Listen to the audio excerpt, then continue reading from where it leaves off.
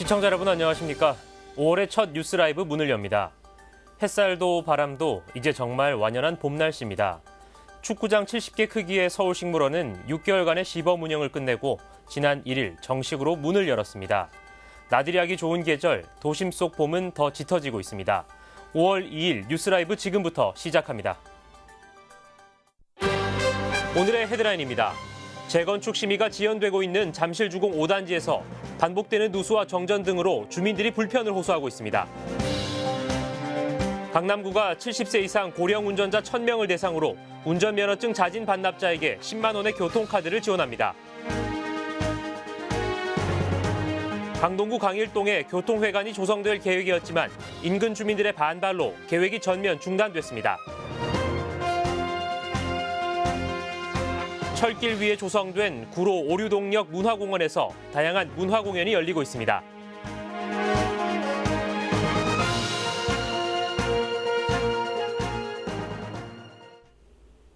서울시에 계속되는 재건축 심의 지연으로 주민들이 집회까지 열었던 잠실주공 5단지 소식, 얼마 전 뉴스에서 전해드린 적이 있습니다. 아파트 노후화로 주민 불편이 심각하다고 하는데 어떤 문제가 있는지 직접 둘러봤습니다. 첫 소식 태윤형 기자입니다. 지난 1978년 입주가 시작된 잠실주공 5단지입니다. 40년 넘게 이곳에 살고 있는 김 씨는 집안 여기저기서 발생하는 누수로 불편을 호소합니다. 여기 많이 새는 이 중앙에는 이렇게 봉다리처럼 이게 쭉 내려와가지고 밑에 물이 흘러가지고 이렇게 흘렀는데 지금 7년간 이런 식으로 하는데 계속 사람 죽는 거지. 이제 더 못 참겠는 거예요. 얼마 전 다른 한 동에선 정화조가 터져 지하실로 오물이 새어 들어가기도 했습니다. 아파트 단지의 한 지하실입니다. 최근 정화조가 터져 이것에 오물이 샜는데 복구된 지금도 여전히 곳곳에서 역한 냄새가 나고 있습니다. 물이 계속 새니까 저희들이 이제 관리사무소로 연락을 한 거죠. 그게 악취가 굉장히 심했습니다. 그게 뭐 가스 분출이. 노후화된 아파트 전기 설비도 문제입니다. 지난해 여름 낡은 변압기가 늘어난 전력 수요를 감당하지 못해 정전으로 이어졌습니다. 최근에도 500여 세대가 정전돼 주민들이 불편을 겪었습니다. 집 안에 있으면은 밖에보다 더 더울 정도니까 나와서 나무 그늘에서 그냥 뭐 헤매고 잠을 못 잤죠 뭐. 변압기, 개폐기 모든 것이 노화되다 보니까 수시로 정전 상태가 일어나갖고 심지어는 이것을 수리하려니까 하루 종일 걸리다 보니까 계속되는 배수관 누수로 집안 침하까지 일어났다며 걱정하는 주민들. 서울시의 재건축 심의 지연에 재산권 침해와 안전에 대한 우려의 목소리가 높아지고 있습니다. 딜라이브 서울 경기 케이블 TV 태인영입니다. 최근 고령 운전자의 교통사고가 잇따라 발생하면서 사고 예방을 위한 대안이 도입되고 있습니다. 대표적인 것이 운전면허 자진 반납을 유도하는 제도인데요. 강남구에서도 이달부터 70세 이상 운전면허증 자진 반납자에게 교통카드를 지원하기로 했습니다. 지혁배 기자입니다. 운전면허증을 갖고 있는 75세 이상 어르신이면 누구나 면허 갱신을 위해 받아야 하는 교통안전 교육. 2시간 동안 인지능력 검사와 교통사고 예방법, 달라진 도로교통법에 대한 교육을 이수합니다. 각자가 개인이 자기 건강, 자기 안전은 자기가 책임지는 시대니까. 일부 인지 능력이 떨어지는 것으로 나타난 운전자는 정밀 진단을 거쳐 운전면허 갱신 여부를 판단합니다. 내가 운전 대수 안 하려고 그러잖아. 순발력도 떨어지고. 정부는 올해부터 75세 이상 운전자의 운전면허증 갱신 주기를 5년에서 3년으로 줄이고 교통안전 교육을 의무화했습니다. 최근 고령 운전자의 교통안전 문제가 사회적 관심으로 떠올랐기 때문입니다. 어르신 사이에서 생계와 이동권 논란은 있지만 일부 자치단체에선 고령 운전자 운전면허증 자진 반납 제도를 도입하고 있습니다. 강남구에도 65세 이상의 교통사고 발생 건수가 지난 2013년에 251건이던 게 지난 2017년에는 324건으로 연평균 5.2% 늘고 있는 것에 주목. 5월부터 운전면허를 반납하면 1회에 한해 10만 원의 교통카드를 지원합니다. 일단 올해는 70세 이상 1,000명을 대상으로 추진합니다. 얼마나 많으신 어르신들이 반납할 줄 몰라서 일단은 1억 원을 책정을 했고요. 이제 향후 더 많은 어르신들이 반납을 하게 된다 그러면 그에 따른 예산도 확보할 예정에 있습니다. 고령자가 운전면허증을 자진 반납하기 위해선 강남과 수서경찰서 민원실, 강남운전면허 시험장에 신분증을 지참하고 방문해 신청서를 작성하면 됩니다. 딜라이브 서울 경기 케이블 TV 지역배입니다.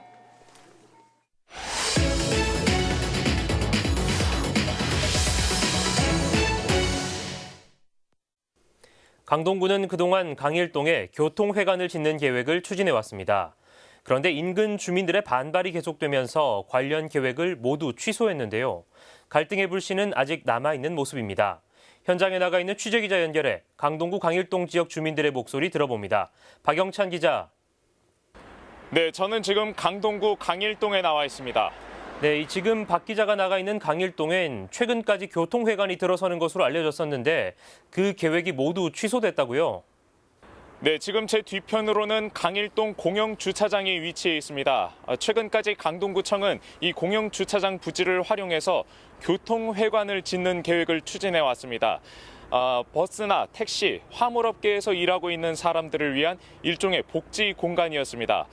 강동구가 이렇게 별도의 복지 공간, 그러니까 교통회관을 지으려고 했었던 건 강동구에 버스나 택시, 운수업계에서 일하고 있는 종사자들이 많았기 때문입니다. 네. 현재 강동구엔 버스와 택시 그리고 화물업계에서 일하고 있는 사람들이 한 8천여 명으로 추산되고 있는 것으로 알려졌습니다.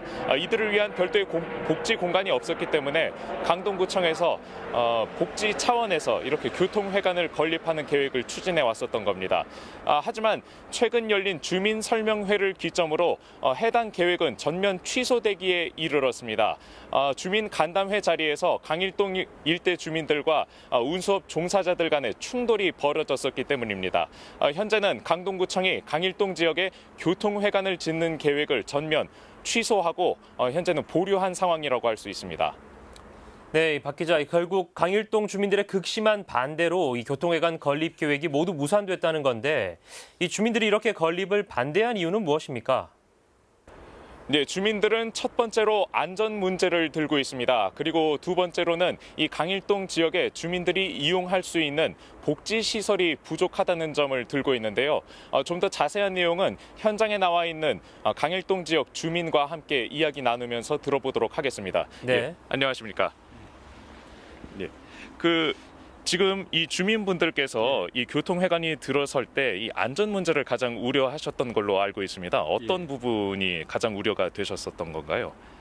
예, 지금 교통회관이 들어서려고 했던 그 자리는 그 강일동의 그 중심 상가이고 학원과 의원들, 아이들이 이용하는 그 시설들이 밀집해 있는 곳인데 교통안전에 대한 대책이 전무한 상태에서 그 회관이 건립되기 때문에 저희가 안전 문제로 반대하였고 그 지어지는 그 지상의 공영주차장은 공영주차장으로서의 기능보다는 현재 개인 그 관광버스 특정 업체의 그 차고지로 전락돼 있어서 저희가 반대하고 있습니다.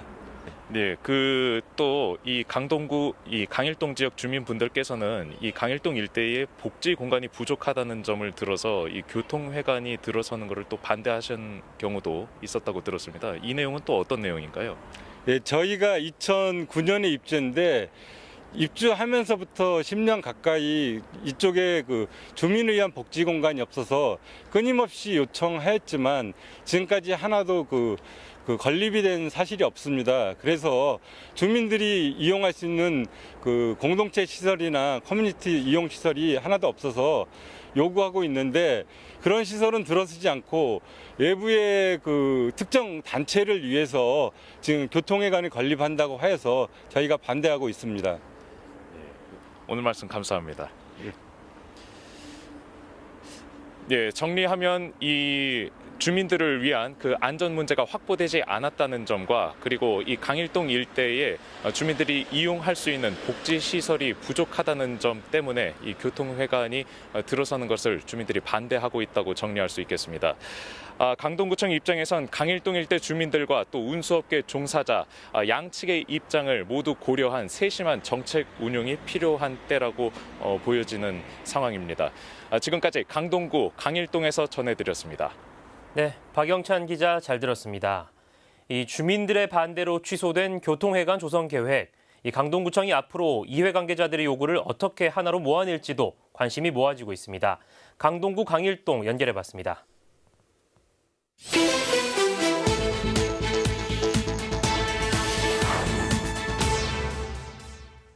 지난달 30일 오후 2시 40분쯤 용산군 인근 강변북로를 달리던 차량에서 화재가 발생했습니다. 이 사고로 인명피해는 없었지만 차량이 전소돼 소방서 추산 1,500만 원 상당의 재산 피해가 났습니다. 소방당국은 차량 아래에서 불이 시작한 것으로 보고 있습니다.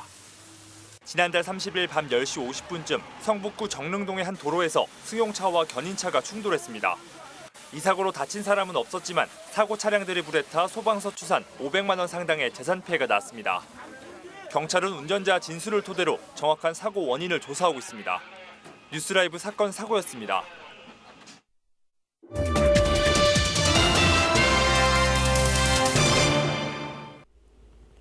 2000년대 초반부터 중랑구 중화동 일대는 구역별로 대규모 재개발 사업이 추진되어 왔습니다. 하지만 현재 2개 구역을 제외하고 주민 반대로 재개발 사업이 대부분 무산됐는데요. 일명 중화 뉴타운이라 불렸던 이 일대 사업들이 어떻게 흘러왔는지 정리했습니다. 중랑구 중화동 일대입니다. 지난 2003년 뉴타운으로 2006년엔 재정비 촉진지구로 지정돼 대규모 재개발 사업이 계획되었던 곳입니다. 크게 5개 구역으로 나누어 사업이 추진됐는데 현재 여전히 재개발 사업이 추진 중인 구역은 단 2곳입니다. 중화 1 재정비 촉진구역과 중화 3 재정비 촉진구역은 사업 시행 인가 등을 거쳐 현재 사업이 추진 중입니다. 반면 중화 2 재정비 촉진구역과 중화 2, 중화 3 존치정비구역은 주민 반대로 사업이 무산됐습니다. 중화 2, 3 존치정비구역은 지난 2015년 5월 주민투표 결과 사업 해제 요청률이 각각 30%를 넘으면서 해제 절차를 밟게 된 것입니다. 존치정비구역은 재개발과 재건축 같은 촉진 사업의 필요성이 강한 구역을, 존치관리구역은 기존의 시가지로 유지 관리할 필요가 있는 구역을 일컫습니다. 이 2개 구역의 해제는 존치정비구역에서 존치관리구역으로의 변경을 의미합니다. 하지만 투표 이후 4년 가까이 지난 현재까지 변경은 이루어지지 않고 있습니다. 시하고 저희가 이제 존치정비구역에서 존치관리구역으로 전환하는 변경안에 대해 가지고 전반적으로 이제 계속 협의 중에 있고요. 추가적으로 보완하고 또 협의하고 하는 기간이 좀 길어져가지고 이제 그렇게 좀 지연이 좀 되고 있는 상황입니다. 4년 가까이 정비구역 해제에 대한 고시가 미뤄지고 있는 상황. 주민들의 해제 요청에도 여전히 2개 구역은 존치 정비구역으로 남아 있습니다. 딜라이브 서울 경기 케이블 TV 김동훈입니다. 이런 가운데 재개발이 추진되고 있는 중화 1구역은 인접한 구역들이 정비 해제 수순을 밟게 되면서 새로운 고민을 안게 됐습니다. 바로 일조권 문제인데요. 어떤 사정인지 계속해서 앵코 보도로 전해드립니다. 재개발 사업이 추진되고 있는 중화 1구역 일대입니다. 2015년 8월 사업 시행 인가를 받았고 관리처분 계획 변경 인가를 거치면 이주를 시작할 예정입니다. 최고 35층의 아파트 8개 동이 들어서게 되는데 일부 주민들은 일조권과 관련된 우려를 표하고 있습니다. 1구역 북쪽에 위치한 중화 2 존치정비구역이 구역 해제 절차를 밟게 된 것이 발단. 계획대로 2구역 역시 재개발이 진행됐다면 1구역과 2구역 사이 공원이 조성돼 일조권 침해 문제가 없었겠지만 2구역의 해제가 진행되면서 일조권 침해 문제에서 자유로울 수 없다는 것입니다. 만약에 세대수가 많이 줄어들게 되면 그에 대한 추가 분담금이 많이 발생할 수 있고요. 만약에 이 구역에서 알게 돼서 민원을 제기하거나 아니면 공사를 하고 있는 중간에 공사중지 가처분을 해서 공사를 못하게 된다면 여기 분양 신청 들어간 사람 정말로 회복할 수 없는 손해를 발생할 수밖에 없고요. 이 구역 자체도 왜냐하면 일조권을 잡아야 되기 때문에 분쟁이 심할 걸로 예상됩니다. 층수 조정을 비롯한 사업 계획을 전면 재검토해야 한다는 주장입니다. 촉진계 변경도 해야 되고 사업시행 변경도 해야 되겠죠. 그러면 세대수가 줄어들면 분양신청도 다시 해야 될 거고 모든 문제가 새로이 출발을 해야 될 것입니다. 이에 대해 조합 측은 사업 계획의 수정은 없다고 못 박았습니다. 이미 사업 시행 인가 등을 거쳐 건축 계획이 확정된 것이기 때문에 층수 하향 등의 조정은 고려 대상이 아니라는 입장입니다. 층수가 조정되는 건 아니고 이건 확정된 거예요. 이미 확정된 걸 갖다가 심의를 다시 거쳐갖고 이거를 다운시킨다는 건 있을 수 없는 일이죠. 또 이 구역의 해제 고시가 아직 나지 않았다며 현재 법적으로 문제될 게 없고 사업 계획을 수정할 이유도 없다고 덧붙였습니다. 해지고시가 나지 않은 상태거든요. 해지고시가 지금 안 난 상태인데 거기가 해지가 될지 안 될지도 아직 모르는 상태에서 저희가 뭐 이렇다 저렇다 얘기 못하는 거죠. 도시재정비 촉진을 위한 특별법은 재정비 촉진 계획의 결정에 효력 발생 시점을 고시일로 보고 있습니다. 인접한 2구역의 해제 고시가 아직 나지 않았기 때문에 1조권 침해와 관련된 판단 역시 엇갈리고 있는 상황입니다. 행정기관에서는 고시 이후의 상황을 다각도로 검토해야 할 필요가 있다는 입장입니다. 현재로서는 그게 이제 아직 전치 관리 구역으로 전환되지 않았기 때문에 도시계획시설 공원이 일단은 유지하고 있는 부분이고 변경이나 이런 부분을 어떤 식으로 판단해야 될지에 대해 가지고는 한번 좀 고려를 해봐야 될 것 같습니다. 자기가 선행해서 사업을 하고 있는 중에 그 인접 구역이 해제됨으로 해서 또 그 사업에 영향이 갈 수도 있는 거고 사업이 중지가 돼서 이게 바뀌어서 변경이 됐으면은 그에 대해서는 건축 또 계획이 또 바뀌어야 된다는 부분도 있을 거고 그러니까. 구와 시 모두 현재 단계에서의 판단은 유보하고 있는 상황. 해제 고시 지연과 맞물려 재개발 사업을 둔 주민들의 혼란은 가중되고 있습니다. 딜라이브 서울 경기 케이블 TV 김도훈입니다. 지지부진한 서울 복합발전소 주민 편익 시설을 추진하기 위해 특별위원회가 구성된 지 반년째 접어들었지만 부지 선정조차 이루어지지 못하고 있습니다. 결국 활동 기한을 6개월 더 연장한 가운데 한강변 이전도 검토되고 있습니다. 천서연 기자입니다. 마포구의회가 서울 화력발전소 주민 편익시설 건립 특별위원회 활동 기한을 연장했습니다. 당초 4월 말 종료 예정이었던 특별위원회가 10월까지 활동할 수 있게 된 겁니다. 문화체육관광부와 국회 등을 방문해 의견을 전달하고 7차에 걸친 회의를 진행했지만 결론을 내지 못했기 때문 주민 편익시설의 최종 위치를 두고 문체부와 구의원, 국회의원과 마포구 등 이해 당사자 간의 이견이 컸던 겁니다. 부지 선정이 확정이 돼야 되는데 그 부분에 대해서 약간 미진한 부분이 있었기 때문에 특별위원회 위원님들의 총론으로 인해서 회의를 거쳐서 2019년 4월부터 6개월간 더. 한편 특별위원회는 주민 편익시설 위치와 관련해 최근 중론도 모은 것으로 알려지고 있습니다. 지난 2일 문체부와 중부발전, 통합설계사 등이 참여한 설명회 자리에서 기존 토종로변이 아닌 한강변 이전안으로 위원들 간 큰 틀의 의견을 모았다는 것. 당시 통합설계사 측은 한강변 이전 시 지하가 아닌 지상부 건설로 가닥 잡아 설명했습니다. 한강변을 옮겼을 때 한강 조망권이 충분히 보장될 수 있는 지하 2층, 지상 3층 건물로 짓겠다라는 계획을 우리 마포구 의회 특별위원회로 자료를 보여주고 설명을 해줬기 때문에 그 부분에 있어서 우리 특별위원회 위원님들이 많이 좀 긍정적으로 보신 것 같아요. 활동 기한이 연장된 특별위원회는 조만간 회의를 열어 편익시설의 최종 부지를 확정해 마포구에 통보할 예정입니다. 이후에는 그 안에 어떤 시설을 넣을지 내용에 대해서 고민하겠다는 계획입니다. 딜라이브 서울 경기 케이블 TV 천선입니다.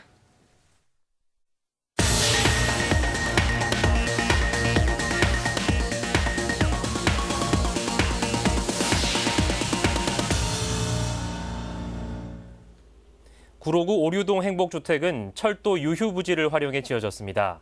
이곳에는 아파트와 함께 철길 위에는 공연도 마련됐는데요. 지역 주민들의 쉼터로 사랑을 받고 있습니다.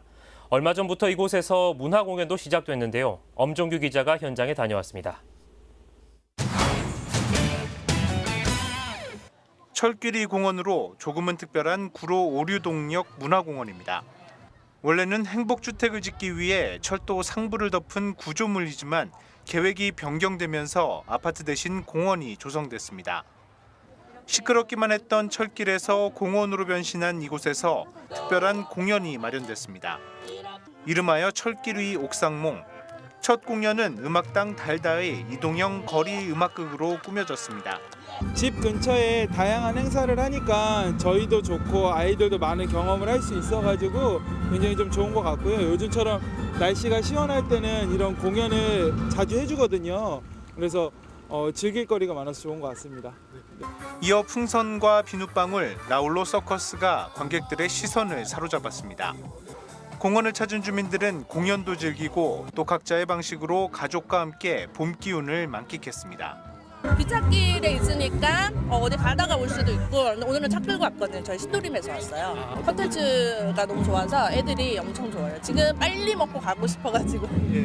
지역 주민들과 함께 하는 거에 되게 주력을 많이 하고 있어요. 여기 오류동이랑 수궁동 지역이 사실은 이런 문화 공간이 전혀 없다가 오류 문화가 센터가 생기면서 새로운 분위기가 막 형성이 되고 있는 거거든요.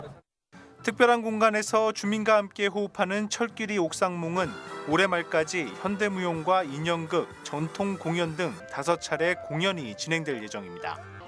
딜라이브 서울 경기 케이블 TV 엄중규입니다. 서대문구가 2011년부터 시작한 100가정 보듬기 사업을 통해 지금까지 555개 가정과 결실을 맺었습니다.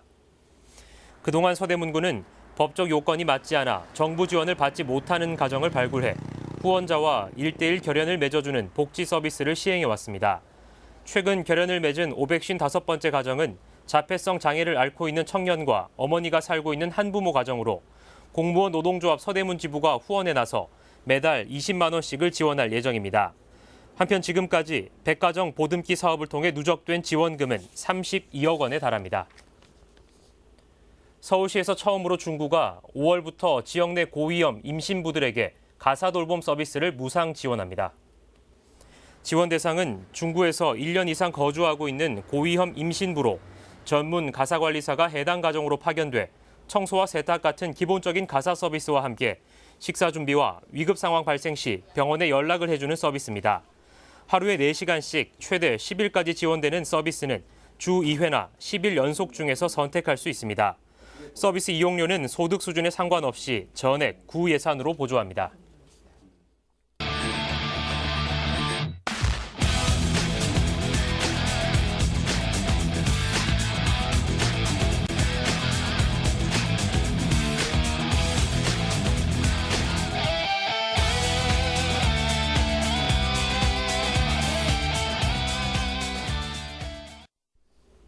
자신을 돌봐온 친누나를 살해한 남동생, 중학생 딸을 살해하고 시신을 유기한 계부와 친모, 결혼을 반대한다며 남자친구와 공모해 아버지를 살해한 딸, 영화에서나 나올 법한 일들이 현실이 돼버린 요즘입니다. 가정의 달 5월, 우리에게 주는 메시지는 무엇일까요? 뉴스라이브 마칩니다. 시청해주셔서 고맙습니다.